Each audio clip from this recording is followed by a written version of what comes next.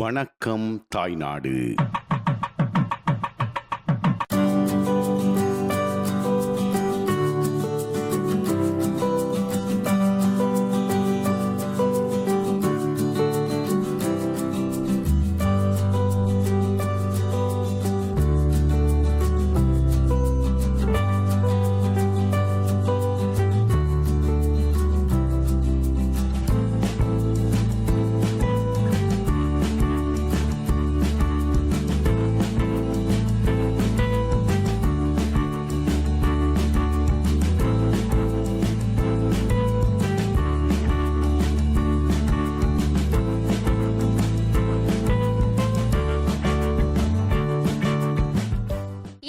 சில நாட்களாக தொடர்ந்து பெய்த அடைமழையின் காரணமாக இலங்கையில் பல்வேறு பகுதிகளிலே வெள்ளப்பெருக்கு ஏற்பட்டிருக்கிறது. அந்த வகையில் குறிப்பாக தென்னிலங்கை பகுதியிலே பெரும்பாலும் வெள்ளப்பெருக்கு ஏற்பட்டிருக்கிறது. மண் சரிவுகள் இடம்பெற்று 3 கிராமங்களை காணவில்லை. அதைவிட இரணைமடு குளம், கிளிநொச்சியில் இருக்கின்ற இரணைமடு குளத்திலே வான் பாய்கிறது என்று செய்தி கூட இன்றைய பத்திரிகையிலே வந்திருக்கிறது. அதைவிட இன்றைய வணக்கம் தாய்நாடு நிகழ்ச்சிக்காக நாங்கள் ஆவரங்கால் கன்னாரை குறிச்சியை பற்றி அறிந்திருப்பீர்கள். இந்த குறிச்சியிலே எனக்கு பின்னாலே பாருங்கள், வயல் நிலங்களிலே வெள்ளப்பெருக்கு கூட தன்னுடைய பாதிப்பை ஏற்படுத்தி இருக்கிறது. இன்றைய வணக்கம் தாய்நாடு நிகழ்ச்சிக்காக இந்த கன்னாரை குறிச்சியிலே காணப்படுகின்ற சில வேறுபட்ட சிறப்புகளை இன்றைய நிகழ்ச்சியில் பார்க்கலாம். பாருங்கள்.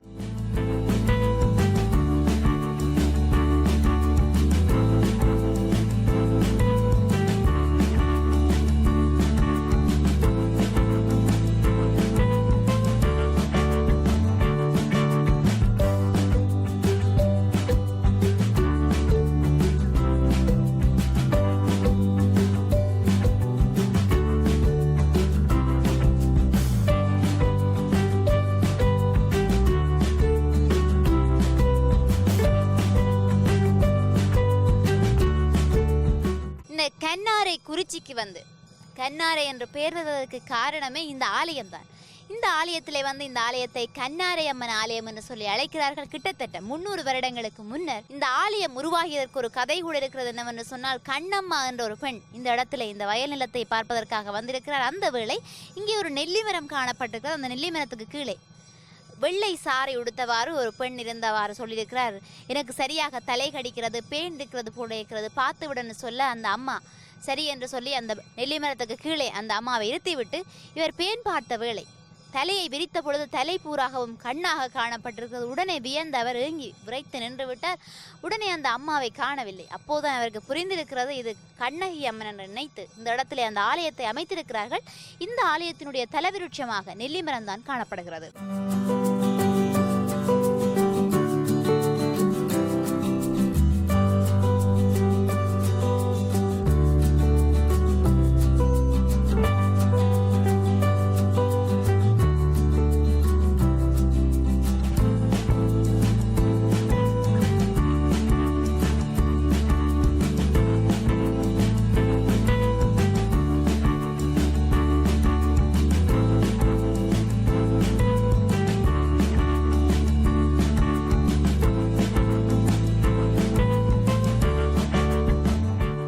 இந்த கண்ணாரியம்மன் ஆலயத்தை பொறுத்தவரையிலே மாசி மகத்தில் தீர்த்தோற்சவம் இடம்பெறத்தக்கதாக 10 நாட்கள் இந்த ஆலயத்திலே திருவிழா இடம்பெறும்.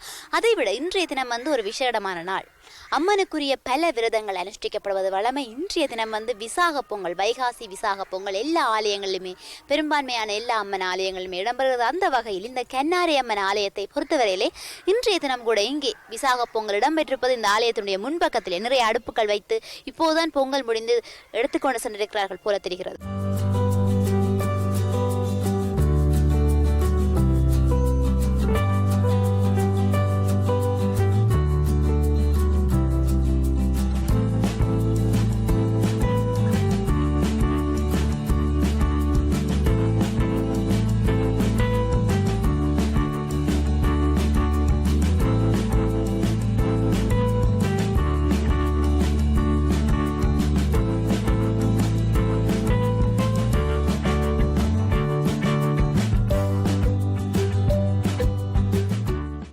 ஆலயங்களிலுமே வந்து பல அற்புதங்கள் நிகழ்வது வளமே. அந்த வகையில் இந்த கண்ணாரி அம்மன் ஆலயத்தை பொறுத்தவரையிலே வந்து அந்த அம்மனுடைய உருவாக்கத்துக்கு பிற்பட்ட காலப்பகுதியிலே வந்து நிறைய அற்புதங்கள் இடம்பெற்றிருக்கிறன. அதில் ஒன்றாக காணப்படுவதான் வந்து இங்கே ஒரு பெரிய புளிய மரம் ஒன்று இருக்கிறது. இந்த பகுதி வயல் நிலம் என்ற காரணத்தினால் இங்கே நிறைய பேர் தங்களுடைய விவசாயத்தை மேற்கொள்வதற்காக வருகின்ற வேளை யார் ஒருவர் கண்டிருக்கிறார். இங்கே இருந்த ஒரு புளிய மரத்துக்கு கீழே ஒரு பெண் வந்து வெள்ளை சாரி அணிந்தவாறு உலாவி திரிவது. இதன் அவர் கண்ட பிற்பாடு சில குறிப்பிட்ட 20-30 வருடங்களுக்கு பின்னர் மீண்டும் இன்னொருவர் அதே புளிய மரத்தில் அப்படி ஒரு பெண் நிற்பதாக கண்டிருக்கிறார். அப்போதுதான் அவர்களுக்கு புரிந்திருக்கிறது இந்த கண்ணகை அம்மன் தான் தங்களுக்கு காட்சி கொடுத்திருக்கிறார் என்றும் தெரிந்திருக்கிறது. அதைவிட இந்த ஆலயம் ஆரம்பிக்கப்பட்ட பொழுது முன்பு வந்து கண்ணகை அம்மன் ஆலயம் என்று சொல்லி அழைக்கப்பட்டு இப்போது ராஜராஜேஸ்வரி அம்மன் என்று சொல்லித்தான் இந்த அம்மனை அழைக்கிறார்கள்.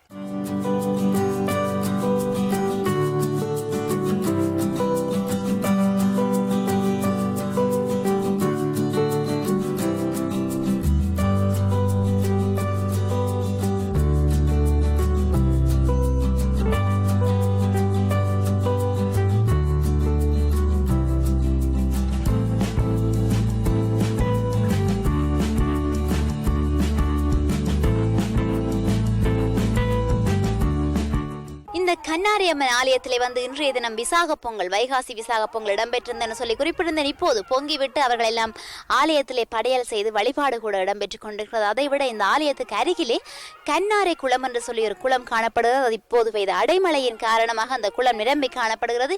இங்கே இருக்கின்ற பெரும்பான்மை மக்களுடைய தொழிலாக விவசாயம் காணப்படுகிறது. இந்த கண்ணாரை குளத்தை நம்பியே அவர்கள் தங்களுடைய விவசாயத்தை மேற்கொள்வதாக இந்த பகுதியை சார்ந்த மக்கள் குறிப்பிட்டிருந்தார்கள்.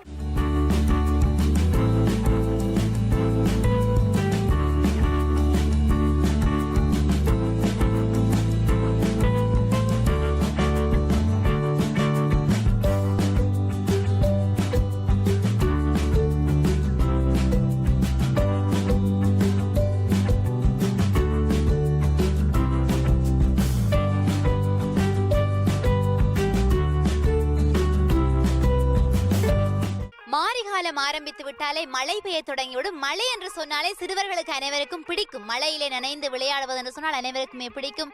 நீங்கள் கூட சிறுவர்களாக இருந்த காலங்களிலே வந்து தாய் நாட்டிலே மழை பெய்த வேளை நீங்கள் பெற்றோர் சொல்லிய சொல்லை கூட கேட்காமல் மழையிலே நனைந்து அடிவேண்டிய அனுபவங்கள் கூட உங்களுடைய வாழ்க்கையில் எத்தனையோ இருக்கலாம். அதே போல இப்போது சில நாட்களாக பெய்த மழையின் காரணமாக பல்வேறு இடங்களிலே வெள்ளப்பெருக்குகள் ஏற்பட்டிருக்கின்றன. ஆனால் இந்த ஆலயத்தை அண்டிய பகுதியிலே வெள்ளம் நிரம்பி காணப்படுகிறது. பெரிய அளவிலான பாதிப்பை ஏற்படுத்தவில்லை.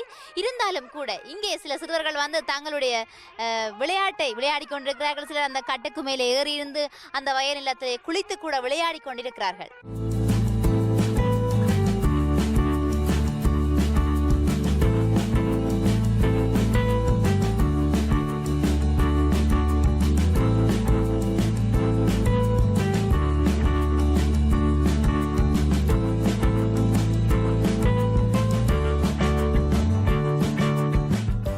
இலங்கையிலே தொடர்ந்து பெய்த அடைமழையின் காரணமாக பல்வேறு பகுதிகள் வெள்ளப்பெருக்கினாலே பாதிக்கப்பட்டிருக்கின்றன. அதைவிட தென்னிலங்கை பகுதியிலே வந்து பல்வேறு இடங்களிலே பல அழிவுகள் ஏற்பட்டாலும் கூட சில இடங்களிலே வந்து மண் சரிவுகள் ஏற்பட்டிருக்கின்றன. குறிப்பாக 4 கிராமங்களை காணவே இல்லை என்று சொல்லி குறிப்பிடுகிறார்கள். அதைவிட 150 சடலங்களை கூட மீட்டிருக்கிறார்கள். இந்த இடத்திலே எனக்கு பின்னாலே பாருங்கள் வெள்ள அனர்த்தமாக காணப்படுகிறது. ஒரு வயல் நிறைய வெள்ளம் நிரம்பி காணப்படுகிறது. இந்த இடத்துல இவர்கள் மீன்பிடிக்க வந்திருக்கிறார்கள். வெள்ளத்தை ரசித்தபடி நிற்கிறார்கள். இப்படி உங்களுடைய வீடுகளுக்கும் வந்து வெள்ளம் உட்புகுந்தா என்ன செய்வீங்க? நீங்க பயப்படுவீங்களா? என்ன செய்வீங்க? பயப்படுவோம். நீங்க எத்தனை படிக்கிறீங்க? நர்சரி படிக்கிறீங்க. என்ன பேர் பிள்ளைக்கு? நீங்க என்ன இந்த குளத்துல மீன் பிடிக்க வந்தீங்களா? இந்த வெள்ளம் நிறைய மீன் பிடிக்கலாம் வந்தீங்களா? எல்லாரும் எந்த இடத்துல இருந்து கூட்டிட்டு வந்தீங்க விளையாடுறதுக்கு? கோயிலுக்காண்டி வந்தவ மீன் பிடிக்காம இவர் வந்து உங்களோட கோயிலில் பொங்கி கொண்டெல்லாம் இன்னும் பொங்கல் சாப்பிட்றதுக்கு வந்தீங்களா? சரி, நாங்களும் உங்களோட சேர்ந்து அந்த பொங்கலை சாப்பிட்றதுக்கு வரேன்னா.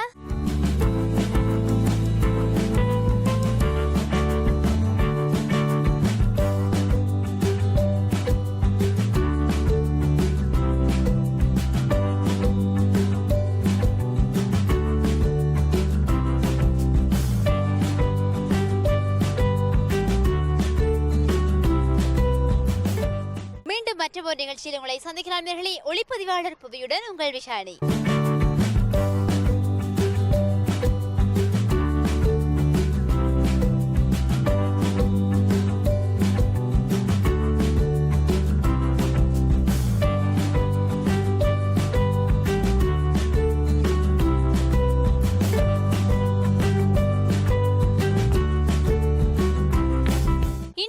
நிகழ்ச்சிக்குள்ளே செல்வதற்கு முதல் இப்போது நாங்கள் ஒரு சிறிய விளம்பர இடைவெளி எடுத்துக்கொள்ளலாம். இது உங்கள் வணக்கம் தாய்நாடு, எங்களுடன் என்று இணைந்திருங்கள்.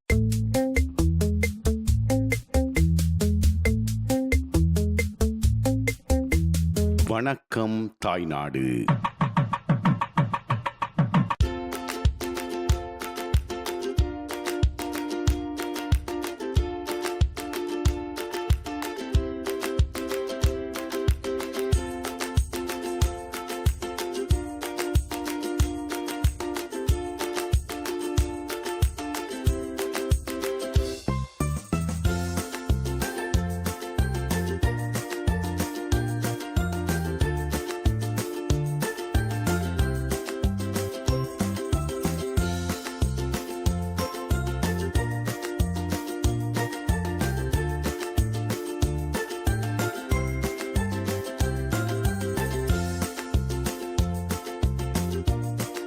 கிழக்கு மாகாணம் திருகோணமலை மாவட்டத்திலே அமைய பெற்றுள்ள பாலம் தான் எனக்கு பின்னாலே தெரிகின்ற இந்த பாலம் இது கிண்ணியா பாலம் என்று சொல்லி அழைக்கப்படுகின்றது.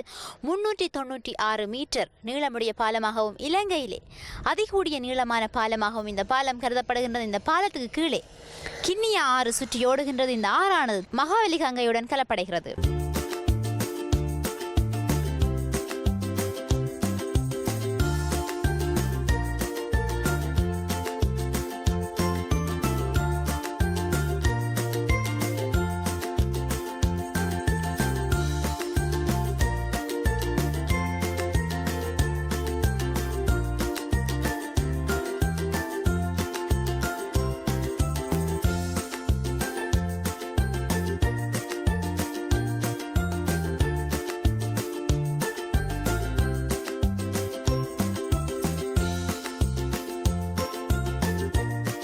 திருகோணமலை என்று சொன்ன உடனே இந்த திருகோணமலைக்கு சிறப்பு தருகின்ற வகையில் அமைக்கப்பட்டதான் இந்த துறைமுகம். இந்த துறைமுகம் கொட்டியாரக்குடாவிலே அமைக்கப்பட்டுள்ளது. அதை விட இயற்கையாக அமைந்த ஒரு துறைமுகமாக காணப்படுகின்றது.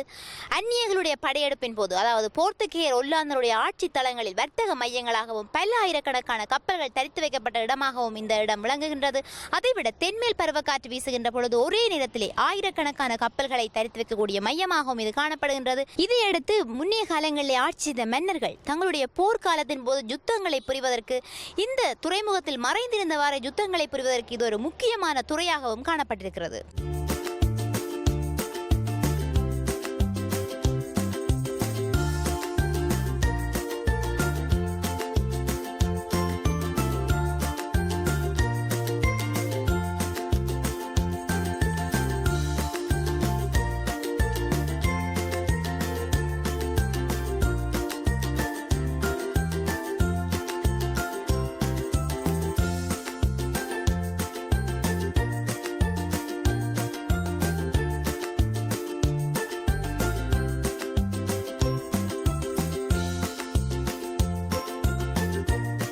திருகோணமலை மாவட்டத்திலே அமைந்துள்ள பாரதியார்புரம் கிராமத்தை சேர்ந்த மக்களும் மஹிந்தபுரம் கிராமத்தை சேர்ந்த மக்களையும் ஒன்றிணைத்து இங்கே நடந்து முடிந்த சித்திரை புத்தாண்டை முன்னிட்டு பாரம்பரிய விளையாட்டுகள் கூட இடம்பெற்றுக் கொண்டிருக்கின்றன. அந்த வகையிலே இந்த இடத்திலே பார்த்தால் தெரியும், முட்டி உடைத்தல் விளையாட்டு சிறப்பாக இடம்பெற்றுக் கொண்டிருக்கிற அந்த இடத்திலே கண்ணை கூட ஒருவர் கட்டி கொண்டிருக்கிறார். இன்னும் சற்று நேரத்திலே முட்டிகளை உடைக்கப் போகிறார்கள். அதையும் நீங்கள் பார்க்க போகிறீர்கள்.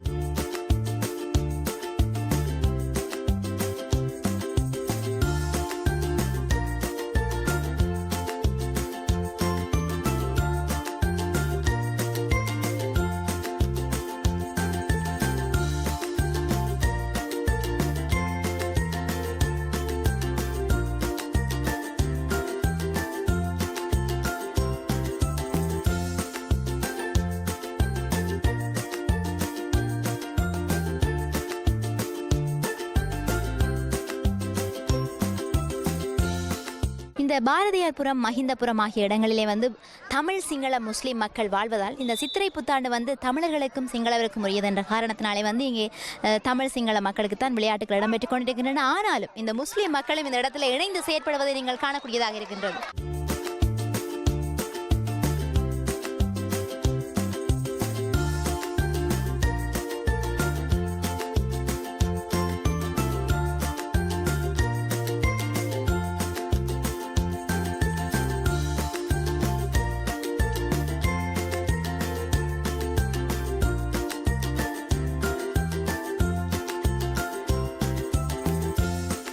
இந்த இடத்தை குறிப்பிட்ட உடனே உங்களுக்கு இந்த இடத்துல அமைய பெற்றிருக்கிற அந்த இடத்தை பற்றி புரிந்திருக்கும். இது வந்து கன்னியா என்று சொல்லி அழைக்கப்படுகிறது.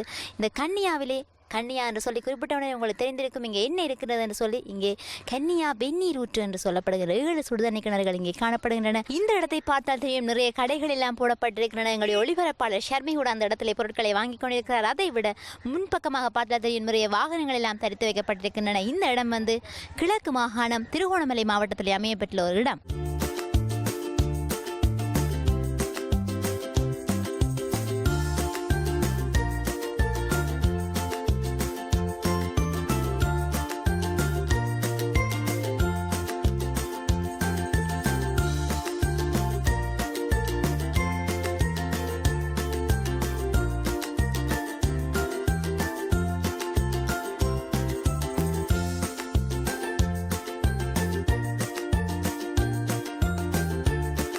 பொதுவாகவே இலங்கையில் சிங்கள மக்கள் சரிந்து வாழுகின்ற இடங்களிலே வந்து அதை விட தமிழ் மக்கள் சரிந்து வாழுகின்ற இடங்களிலும் தற்போது அரச மரங்களை கண்டுவிட்டால் வந்து புத்தர் சிலையை வைத்து ஒரு விகாரை அமைத்து விடுவார்கள்.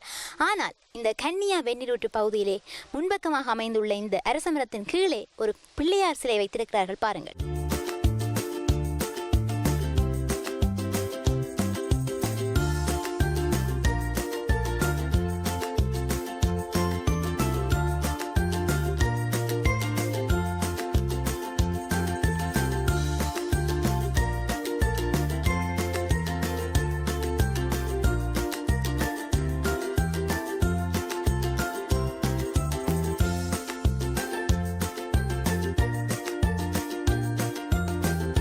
கன்னியா வெந்நீர் ஊற்று அமைந்துள்ள இடத்திலே வந்து நிறைய கடைகள் போடப்பட்டிருக்கின்றன. எதிர்ப்பக்கமாக பார்த்தால் தெரியும் நிறைய மஞ்சள், இன்னும் மரமஞ்சள், சந்தனம் போன்ற பல்வேறு மூலிகை பொருட்களும், இந்த பக்கமாக வந்து பல்வேறு மரத்தளவாடங்களான பொருட்கள், அதற்கு எதிர்ப்பக்கமாக விளையாட்டு பொருட்கள், அதற்கு அந்த பக்கமாக பார்த்தால் தெரியும் தொப்பிகள் போன்ற பல்வேறு பொருட்கள் எல்லாம் வைத்திருக்கிறார்கள். இந்த கடையை பார்த்தால் தெரியும் கீழே திருகணை, அகப்பை, இன்னும் இடியப்பத்தட்டு, இடியப்ப உரல், இன்னும் பல்வேறு பொருட்கள் வைத்திருக்கிறார்கள். இந்த பக்கம் எதிர்ப்பக்கமாக பார்த்தால் தெரியும் நிறைய இசைக்கருவிகள் எல்லாம் வைக்கப்பட்டிருக்கின்றன.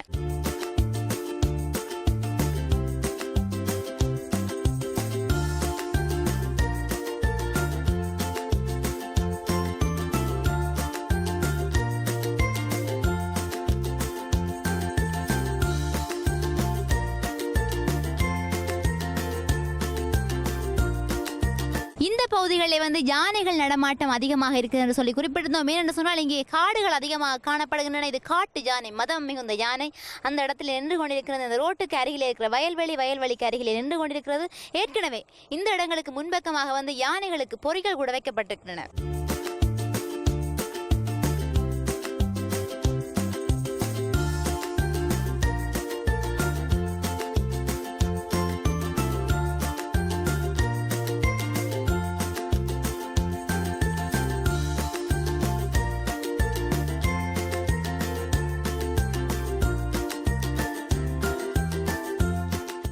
வேளையில வந்து இந்த எருமை மாடுகளை அழைத்து வருவார்கள் மேய்ச்சல் நிலங்களில் மேய்த்துவிட்டு மாலை வேளையில வந்து பட்டிகளை அழைத்து செல்வதற்காக நிறைய எருமை மாடுகள் அந்த பக்கமாக சென்று கொண்டிருக்கின்றன. அதை விட ஒருவர் இந்த எருமை மாட்டின் மேலே ஏறி இந்த மற்ற எருமை மாடுகளை கலைத்துக் கொண்டு சவாரி செய்ய போகிறார். இப்போது